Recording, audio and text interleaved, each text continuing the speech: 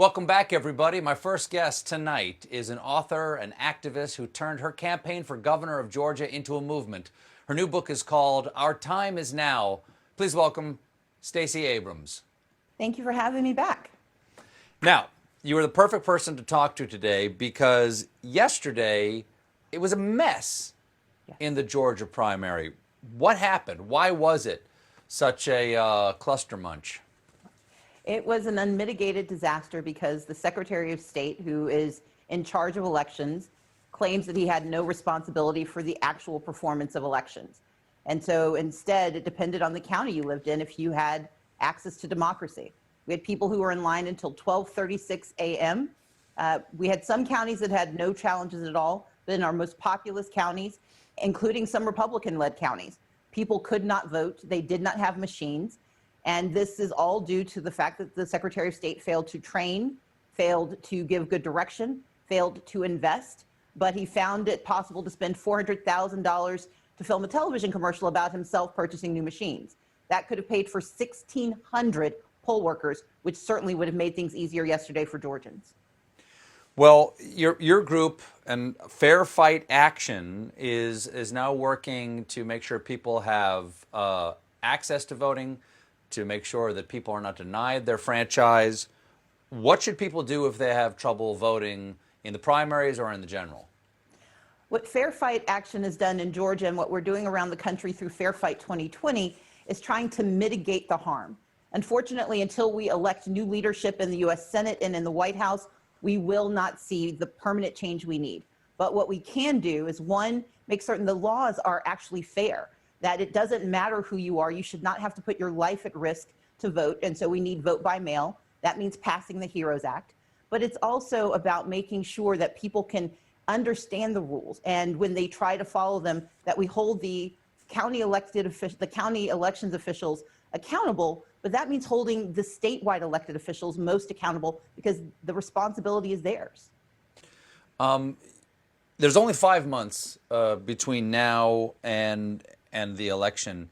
How much is the coronavirus pandemic complicating the job of making sure that everybody is going to be able to get to the polls?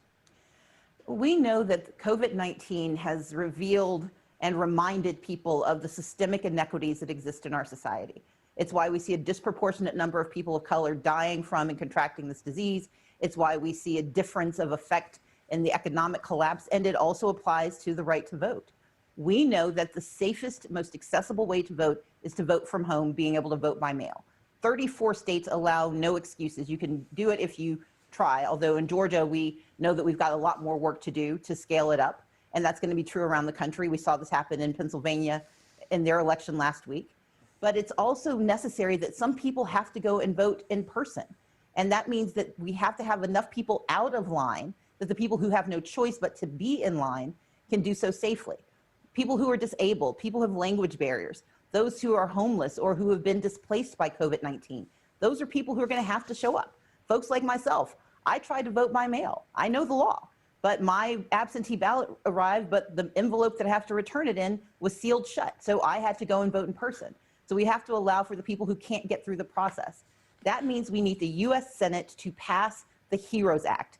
That's going to give $3.6 billion to the states to scale up access to vote by mail. It's going to put guardrails in place to make it lawful for every American who's eligible to vote to do so by mail. And it's going to allow people who have to show up in person to not have to compete with 5-hour lines and really dense populations. Only those who have to will show up in person, and those who can vote by mail from home will be able to do so. Now, as I said, it's 5 months until election night. If there's a lot of vote by mail, it might take a while to tabulate who the winner is. If we don't know on election night, I think, and I hope you agree, it's important to say out loud that doesn't mean it's a close election. It could be a blowout, but we don't know for a few days. That's absolutely right. One of the things we want people to understand is that this is not an election like ones we've had before. We're not going to know by 11 p.m. what the answer is, because voter suppression, part of the GOP playbook, is going to be litigation to make it harder for people to vote. They've already committed publicly $20 million to blocking access to the right to vote. That means we're going to have to fight as hard to make sure people can vote, and lawyers and judges take a long time. So it's going to be a while. It took 10 days to get the result of my election in 2018, and that was just the state of Georgia. And that was before people believed that voter suppression was real. Hopefully yesterday proved that it's true, but we need to be prepared and know that it's going to take some time before we get the answer. But if we have people who are fighting for the right to vote, I believe we can have a fair election. Do you know anything about these 50,000 supposed poll watchers the Republicans are going to be fielding in November to supposedly stop the scourge of fraudulent voting, which generally does not exist? There is almost no examples of it in the United States. Who are these people, and what do you think? How do you think they'll be deployed by the Republicans? Sure. So we know that according to the Heritage Foundation, the most aggressive purveyor of this false notion of voter fraud, there were 1,300 cases overall in federal elections between 2000 and 2020. That's out of more than 600 million ballots cast. So first of all, if it did exist, it had no effect. But by and large, these are often mistakes as opposed to people doing something intentionally bad. But what we do know is in 1981, the Republican National Committee hired off-duty officers to walk around with armbands, walkie-talkies, and firearms and go to black and brown precincts to convince people that if they voted, they were being monitored, to kind of nudge them out of line. That worked. It worked so effectively, they were put under a federal order not to participate in voter security or ballot security for 40 years. In 2017, that was lifted. And what that means is that in 2020, it's the first election where Republicans can mix hard and soft dollars, meaning all the money that they can get their hands on, to do voter suppression and voter intimidation.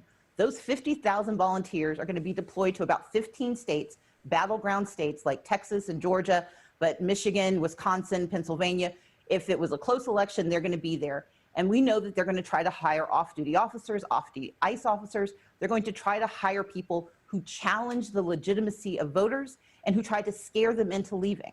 And because this is an election where we're going to have a lot of first-time voters, people who don't know the laws, and as you said earlier, the laws differ in every single state. If someone who looks official tells you you might be in trouble if you vote, there are a lot of people who are going to get scared and walk away. That's what the Republicans are counting on, and that's why we're working so hard to push back and make sure people know their rights and show up and vote and stay in line. You've called voting an act of faith. What do you mean by that? There is some science involved, I hope. There is. I'm the daughter of not only two pastors, but my parents were civil rights activists. And they raised us to believe that you get what you work for, but you also get what you pray for. And when we vote, we are praying for progress. We are praying that the people we choose to represent us will do their jobs, that they will speak aloud our needs, whether it's fighting against police brutality or systemic injustice, whether it's praying for someone who actually believes in the humanity of Black and brown folks, especially Black lives. We are praying for people who will stand for us. And that's what we do when we vote. We are praying through our actions for people of good heart and good intention to do their jobs. It's an act of faith, and it's one I believe in, which is why I'm working so hard to protect it and to expand it to anyone who's eligible to hold it. And just to say this out loud as well, we can all agree, and I hope everybody watching will say this out loud as often as they possibly can, the person who doesn't win on election night can't live in the White House anymore, right?